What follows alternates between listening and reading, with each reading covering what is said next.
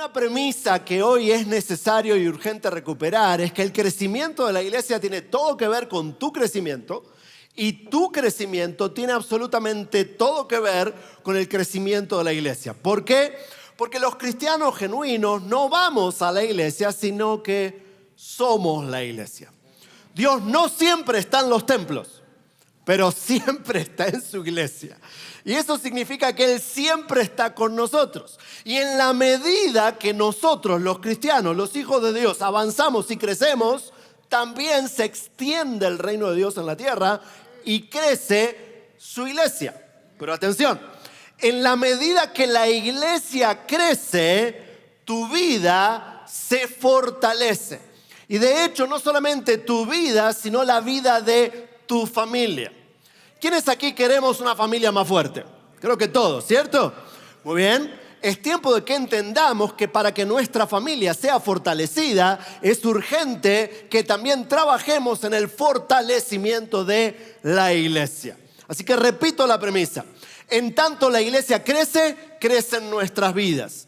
En tanto nuestras vidas avanzan y crecen, también avanza el reino de Dios. ¿Por qué? Porque los cristianos verdaderos no vamos a la iglesia, sino que somos la iglesia.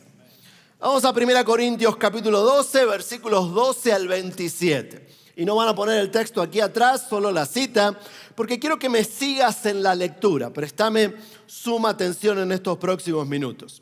Dice el apóstol Pablo: el cuerpo humano, aunque es uno, está compuesto de muchos miembros.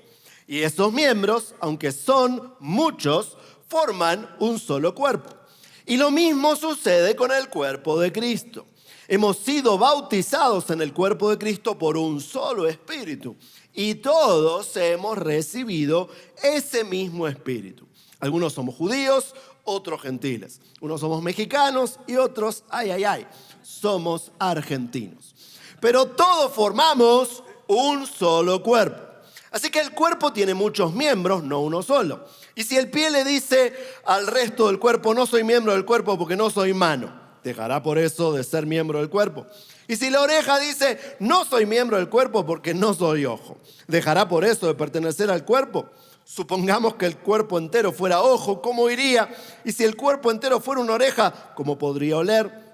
Dios, en su inteligencia, colocó los miembros en el cuerpo como mejor le pareció.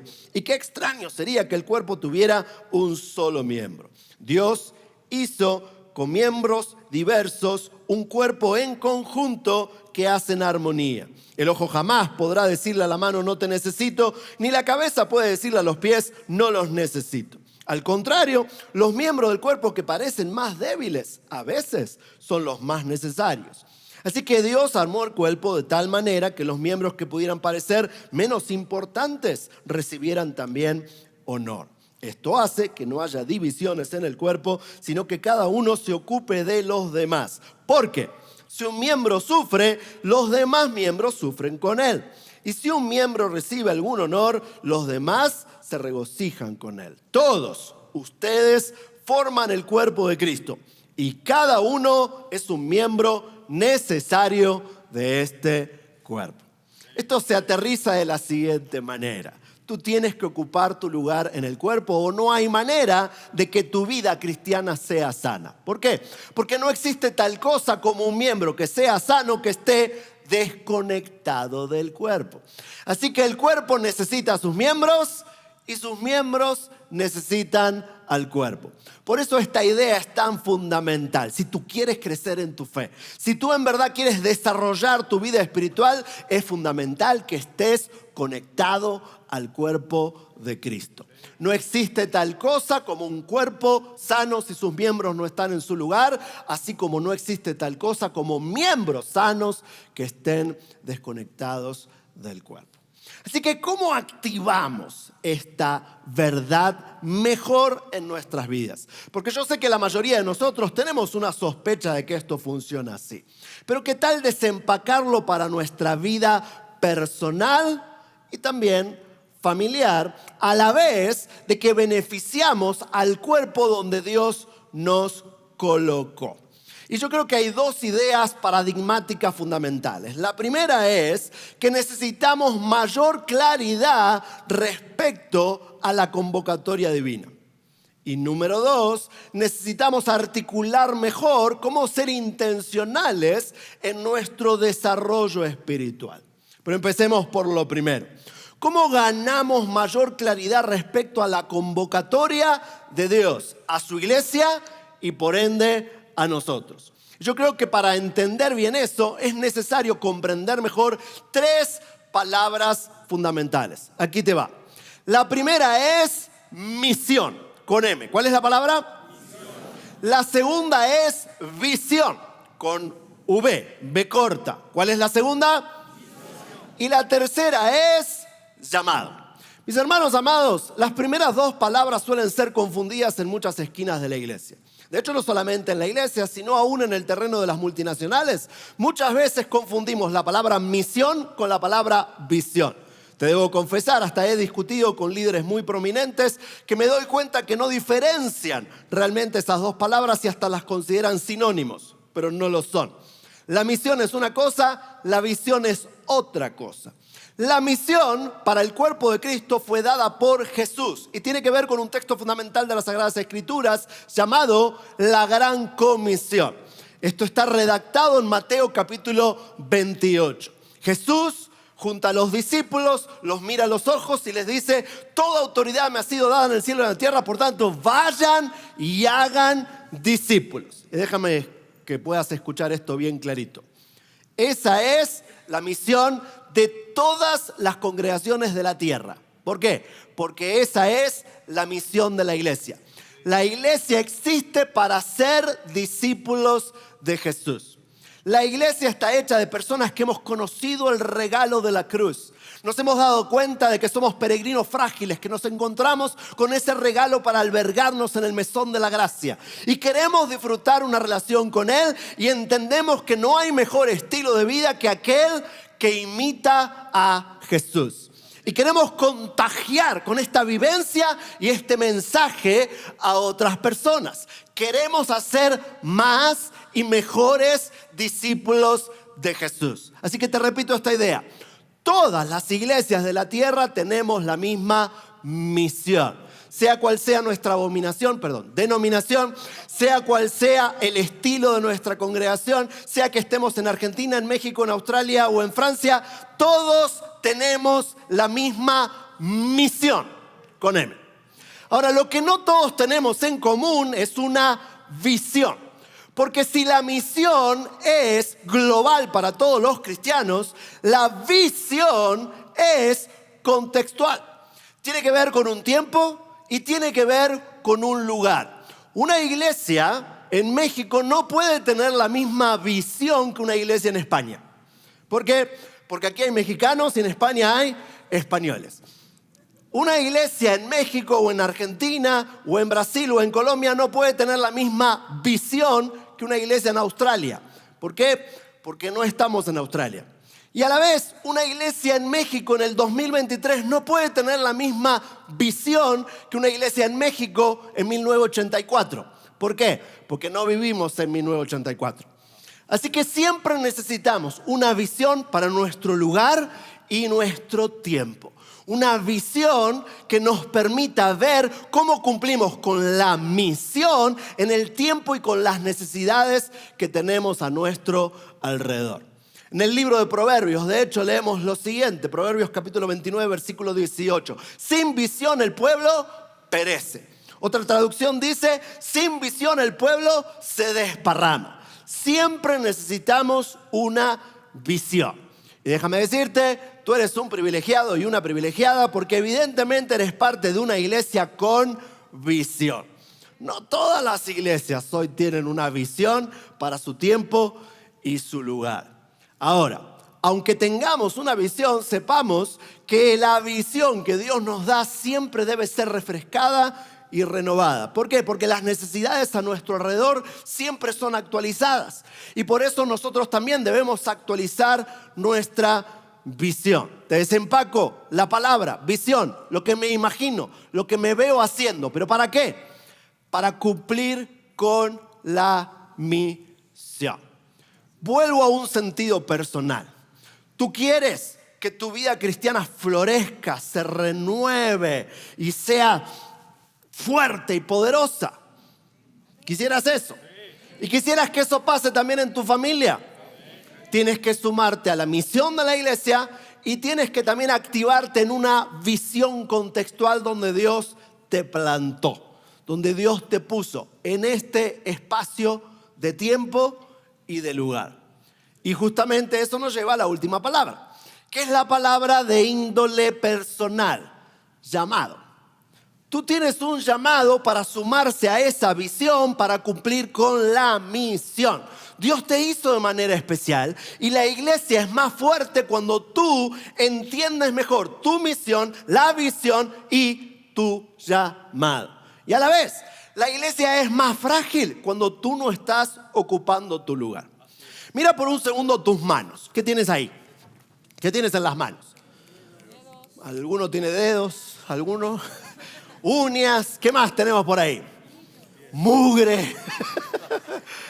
Espero que nadie tenga nada inapropiado, pero hay algo muy especial que tenemos siempre en nuestras manos, que es único y especial. ¿Qué son?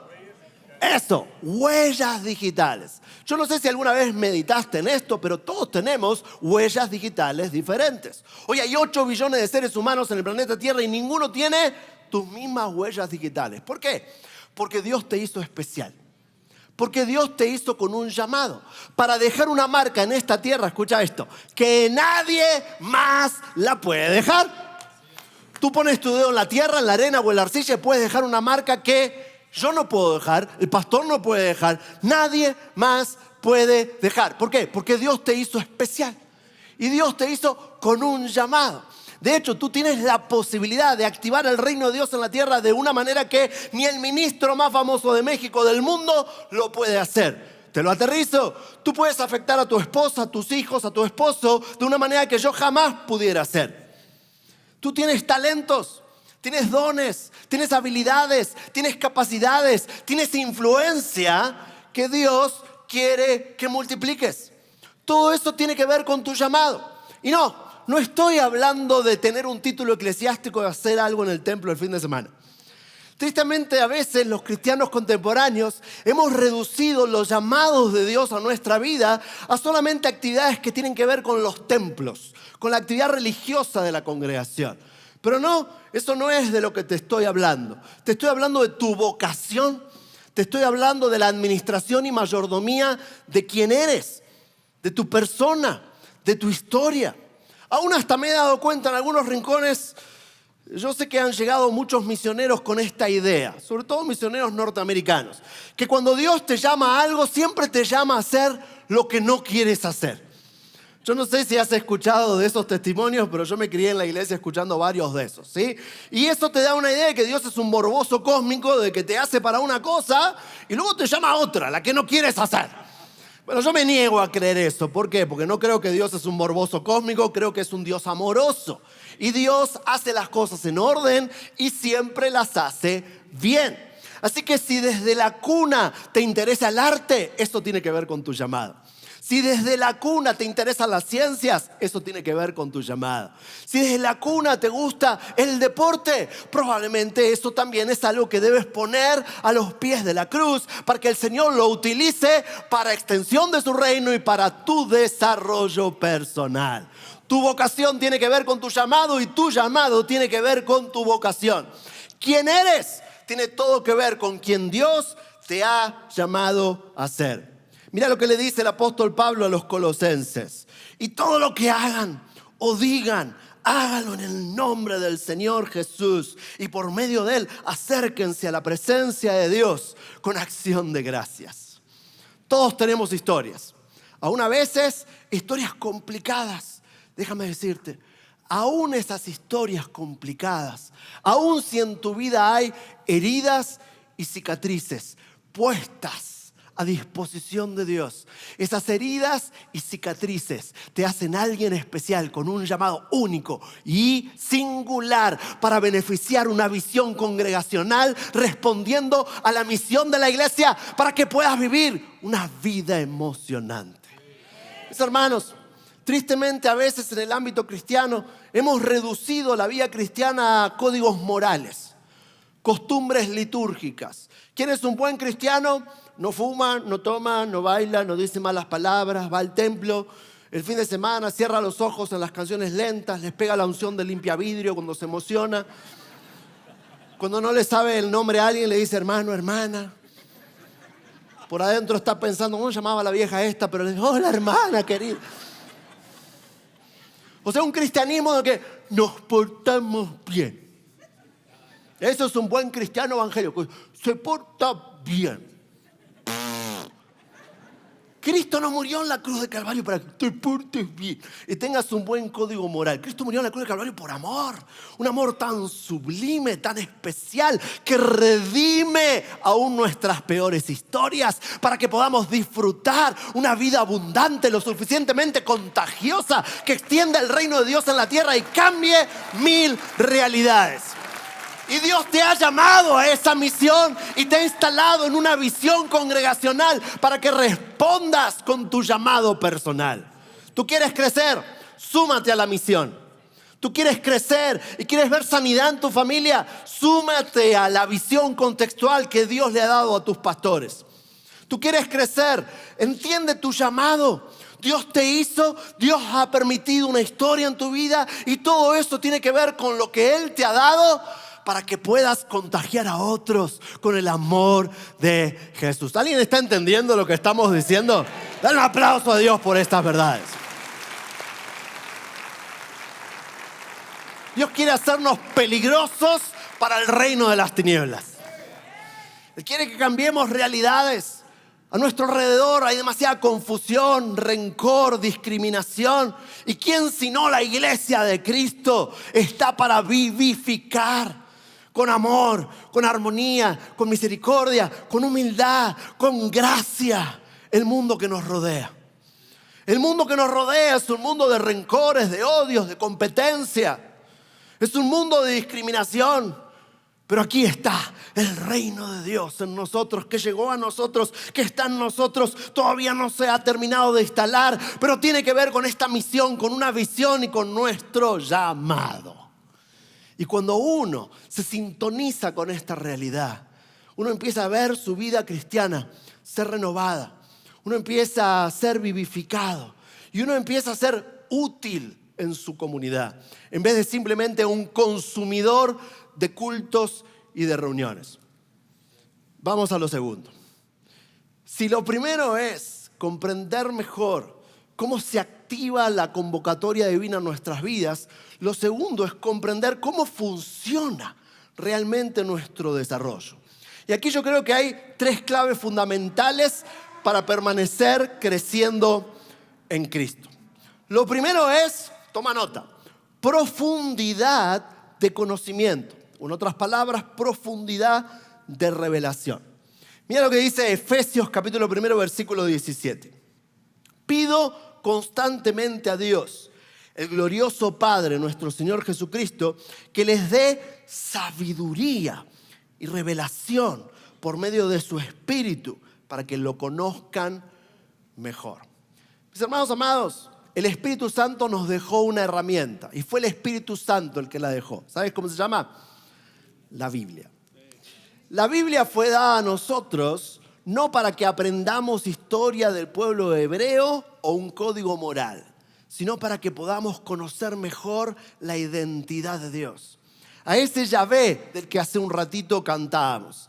En algunas versiones de la traducción bíblica le llamamos Jehová, pero ahora medio se está poniendo de moda llamarle Yahvé o Yahweh. ¿Sabes por qué? Porque la palabra original se conoce como el tetragrama y no tenía vocales. Es una Y, una H, una B corta y una H. Trata de pronunciar eso. No hay manera. ¿Por qué no se puede pronunciar? Por 2 razones. Número 1, porque los hebreos tenían temor reverencial de decirlo. Luego en la historia, para poder decir la palabra, se le agregó la E y la O de Jehová y la A al final, o el AE, que mayormente se usa en inglés, pero eso es para que la podamos decir. Y hoy la podemos decir, pero hemos quizás perdido de vista de que su sentido original era que el nombre de Dios era el sentido de la respiración. Cuando uno dice YHVH en hebreo antiguo, los pronuncia que hacen a la onomatopeya de la respiración. Lo cual es muy interesante, porque ¿qué es lo que primero debe hacer un bebé cuando nace? O decir el nombre de Jehová. ¿Y cuándo ya dejamos de vivir? Cuando ya no podemos decir el nombre del Señor. Necesitamos a Dios. No podemos respirar sin Él. Y por eso es necesario hacer un compromiso de conocerle en su palabra. La Biblia no es un libro de historia. La Biblia es un libro de principios, enmarcados en la historia del pueblo de Israel, pero para que le podamos conocer a Dios. ¿Quieres vivir una vida cristiana que hace sentido, que sea fructífera, que sea abundante? Tienes que comprometerte con el estudio de la palabra de Dios. Incluso, no me estoy refiriendo solamente a leer la Biblia, sino a dejarnos leer por ella. Dejar que ella nos cambie, nos transforma, nos corrija. Yo creo que quien tiene hambre de la presencia de Dios tiene hambre de su revelación. Hay una mentira dando vueltas en el ámbito cristiano, que es que uno puede buscar la presencia de Dios sin hambre por el estudio bíblico, y la verdad es que eso no existe. No existe. Porque tenemos que amar al Señor con todo lo que somos, y eso incluye el alma o el espíritu, pero también incluye la mente. El conocimiento es fundamental. Lo segundo es la profundidad espiritual, que tiene que ver con nuestras experiencias. Y yo creo que sobre todo tiene que ver con la intimidad que conseguimos en la oración. Escuché que se mencionó que hoy se predicó acerca de la oración. La oración es la turbina, la usina de energía para el cristiano. Debe ser nuestro motor. Pero otra vez, la religión nos ha robado su sentido. La hemos convertido a la oración en un monólogo que repetimos usualmente delante de otras personas para impresionar con nuestro conocimiento bíblico a otros, o incluso para intentar impresionarlo a Dios con frases hechas, terminología extraña. Yo no quiero ofender a nadie, pero su pastor sabe, viajo mucho, visito iglesias de todo tipo. Tengo un privilegio, las iglesias más carismáticas me invitan porque a veces cuando predico hablo muy rápido, entonces creen que prediqué en lenguas, no entendieron nada, pero les pareció espiritual. Y las iglesias más conservadoras me invitan por escribir libros y ser doctor en teología. Luego cuando me conocen se decepcionan, pero al menos me invitan por eso también. Así que visito iglesias de todo tipo, de todos los tamaños y en todos los países. Y a veces noto que en algunas de ellas, más que en otras, tenemos demasiadas mañas a la hora de la oración. Hace un tiempo estaba de gira por Colombia y había estado predicando en distintas iglesias. Mi esposa había coordinado con la iglesia en la que yo iba a predicar por la noche, de que me estén transportando de una iglesia a la otra para que no sea un lío logístico. Así que había estado con este hermano que había sido mi chofer durante el día, que era líder de la iglesia en la que iba a predicar la noche, y habíamos estado hablando mucho de fútbol. Fue durante la última Copa América. Habíamos hablado de que Messi es el mejor jugador de la historia y todas esas cosas, ¿no? Y la verdad es que la habíamos pasado súper bien. Pero llegamos a su iglesia esa noche y el pastor le pide a él que ore. Y él había estado hablando durante todo el día como un buen bogotano, pero ahora de la nada tiene acento gringo al orar. Oh Padre, que vengo a tu presencia. ¿What? ¿Qué? Este tipo hace un ratito era colombiano y ahora es gringo. En otras iglesias, yo no sé aquí, así que por eso espero no meterme en problemas, pero en otras iglesias hay gente que cada vez que ora tiene que citar los versículos más raros de la Biblia. Señor, como dice tu palabra en Habacuc, capítulo 3, versículo 14. Yo a veces me imagino, ¿será que Dios está buscando dónde quedaba la cita? Que le tiramos la cita, se olvidó lo que decía. ¿Por qué le tiramos la cita a Dios? Hemos convertido a la oración en un artilugio religioso en vez de en un diálogo espiritual. Mis hermanos, la oración no es un monólogo, es un diálogo. Y en un diálogo hablan dos personas, no una. Eso quiere decir que cuando yo hablo, quiero que la otra persona me escuche. Y cuando la otra persona habla, yo tengo que aprender a escuchar. Pero eso no fue lo que heredamos de la religión de nuestros padres y antepasados.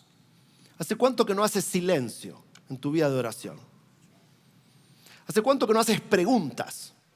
¿Qué será más poderoso? ¿Decirle a Dios lo que tiene que hacer o que Él nos lo diga a nosotros? ¿Qué será más transformador? ¿Tirarle a Dios una lista de mandaditos? Ay, Dios, necesito esto, esto y aquello, y te cuento que mi hermana está en el hospital y necesita, y Dios está tomando notas. ¿Sí? Ya bien, ¿qué hospital? ¿O será que nosotros tenemos que aprender a hacerle preguntas y hacer silencio? En Argentina, un deporte muy popular, además del fútbol, es el rugby. Es algo raro, tiene que ver con la historia de los ingleses. Yo me crié jugando a ese deporte y tengo un recuerdo de ir a practicarlo los jueves por la noche. Era el entrenamiento, en realidad jugábamos los sábados, pero iba al entrenamiento y a veces volvíamos muy tarde con un amigo que vivía cerca de una estación de tren. Y yo me quedaba dormido en su casa porque mi casa estaba lejos y estábamos cansados y además era oscuro, medio peligroso caminar, así que me quedaba dormido en su casa. Pero yo nunca dormía bien en su casa porque todas las noches pasaba el tren. Cada 2 horas pasaba un tren, hacía mucho ruido y yo me despertaba. Resulta que un día él viene a dormir a mi casa y me acuerdo que nos fuimos a dormir relativamente temprano, me levanto a la mañana siguiente, me despierto y lo veo a él sentado en la cama con cara de frustrado. ¿Sí? Como enojado. ¿Qué te pasa? ¿Dormiste mal? Sí, dormí mal. ¿Por qué dormiste mal? ¿Estaba incómoda la cama? Dice, no, la cama está bien, pero es que no escuchaba el tren.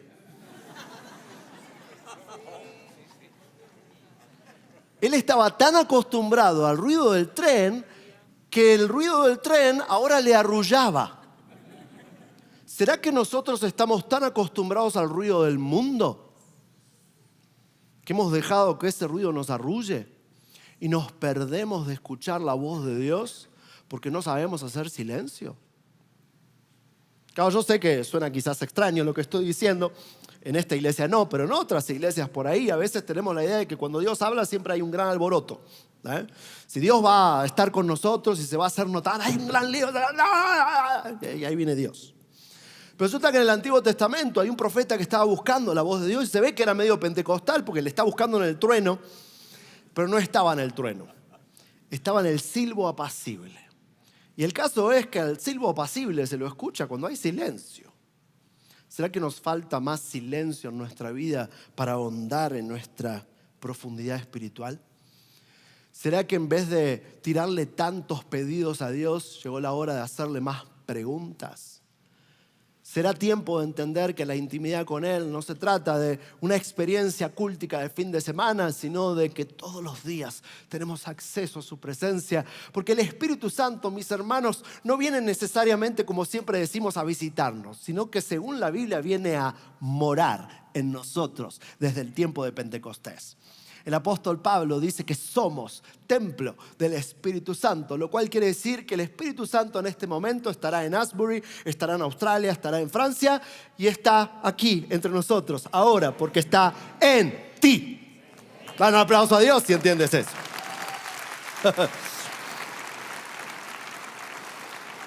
Y esto me lleva a la tercera idea de cómo trabajamos nuestro desarrollo espiritual. Y esto se va a conectar con nuestro llamado, nuestra visión y la misión de la iglesia. En el libro Estamina, un libro que escribí hace un tiempo, escribí que la trascendencia de nuestra vida depende casi exclusivamente de nuestra destreza con las relaciones humanas. La tercera profundidad en la que debemos trabajar es la profundidad relacional. Primero hablé de profundidad de revelación. Número 2, profundidad experimental, la de la oración. Y ahora te hablo de la profundidad relacional, que históricamente tiene otra palabra para referirse a ella, que es comunión. Comunión, una palabra fundamental. En el Nuevo Testamento, mis hermanos, escuchamos en 59 ocasiones la siguiente frase: los unos a los otros, los unos a los otros. ¿Sabes por qué? Porque no existe tal cosa como el individualismo cristiano. No existe. El individualismo siempre será extranjero en la tierra del desarrollo espiritual. Tú necesitas a otras personas. Yo necesito a otras personas que me animen y hasta que me corrijan. Tú lo necesitas, yo lo necesito. Y tú tienes cara de que lo necesitas más que yo. Todos necesitamos ser redarguidos, exhortados, animados, estimulados. Todos nos necesitamos los unos a los otros. En otras palabras, escucha esto, te lo desempaco. Todos necesitamos congregarnos. Y congregarse, atención, no es consumir un culto semanal, sea sentado en un templo o peor, mirando una pantalla. Algunos tienen esa idea. Congregarse es que una vez por semana vamos al templo y nos escuchamos un sermón. Pero eso no es congregarse según el punto de vista bíblico. Congregarse tiene que ver con la comunión, compartir la vida, conocer y ser conocidos, escuchar y también hablar y ser escuchados. Mi hermano, mi hermana, tú necesitas conocer, pero también necesitas ser conocido. Yo imagino que alguien va a estar mirando este mensaje desde una pantalla. No hay manera de que perseveres en el crecimiento de tu fe simplemente consumiendo sermones en una pantalla. Es genial que tengamos la tecnología hoy disponible para hacer eso, pero congregarse no se reduce a que compartimos sermones. Nos necesitamos los unos a los otros, los unos a los otros, los unos a los otros. Por eso me alegró tanto cuando el pastor me mencionó que muchos de ustedes están involucrados en grupos de discipulado. Eso es fundamental. O que están involucrados en ministerios. Si tú quieres crecer en tu fe y quieres salud, escucha esto, quieres salud en tu familia, no hay manera de que haya verdadera salud óptima para tus hijos y para tu matrimonio si solamente consumes sermones. Claro, consumir sermones es mejor que no consumirlos. Es bueno escuchar verdades de Dios. Pero el siguiente paso es la comunión, profundidad relacional. Y atención, líderes y pastores de la congregación. A veces nos hemos convertido en organizadores de eventos. El Señor no nos llama a organizar eventos, nos llama a discipular personas. Los eventos y las actividades están como vehículo para afianzar la comunión, las relaciones interpersonales, la profundidad relacional. Esto es fundamental. Papás, tenemos que invertir en que la iglesia tenga mejores ministerios de niños, de preadolescentes, de adolescentes y de jóvenes. ¿Por qué? Porque esto no se trata solamente del consumo del sermón que a ti te gusta o la alabanza que te gusta en el culto. Esto tiene que ver con el futuro de tus hijos. Tus hijos necesitan la iglesia y la iglesia necesita a tus hijos. Tú necesitas la iglesia y la iglesia te necesita a ti. Es tiempo de entender de que hay una simbiosis entre los miembros y el cuerpo y los miembros. No hay manera de crecer hacia una vida vivificada, intensa y abundante si solamente te conformas con el consumir contenido cristiano de tanto en tanto en un templo o en las redes sociales. No me malentiendas, todo eso es genial para ayudar, para acompañar, pero la comunión es fundamental para nuestro desarrollo. ¿Por qué estás aquí? Te voy a ayudar a responder esa pregunta. Tú estás aquí porque aquí está tu familia, porque aquí tienes amigos. Y claro, conviene que te gusta cómo predica el pastor o te gusta el estilo de la iglesia, te gusta la visión de la congregación. Todo eso es genial. Pero si no hay relaciones fuertes a tu alrededor, tarde o temprano te vas a cansar. Es la verdad. Por eso es que necesitamos fortalecer las relaciones interpersonales. ¿Qué es lo que te estoy recomendando? Date a conocer. Acércate a tus pastores. Acércate a tus líderes. Conoce, por ejemplo, a los líderes de tus hijos. Pregúntales qué están enseñando. Involúcrate en la iglesia. La iglesia te necesita, pero tú también y tu familia necesitan a la iglesia. El apóstol Pablo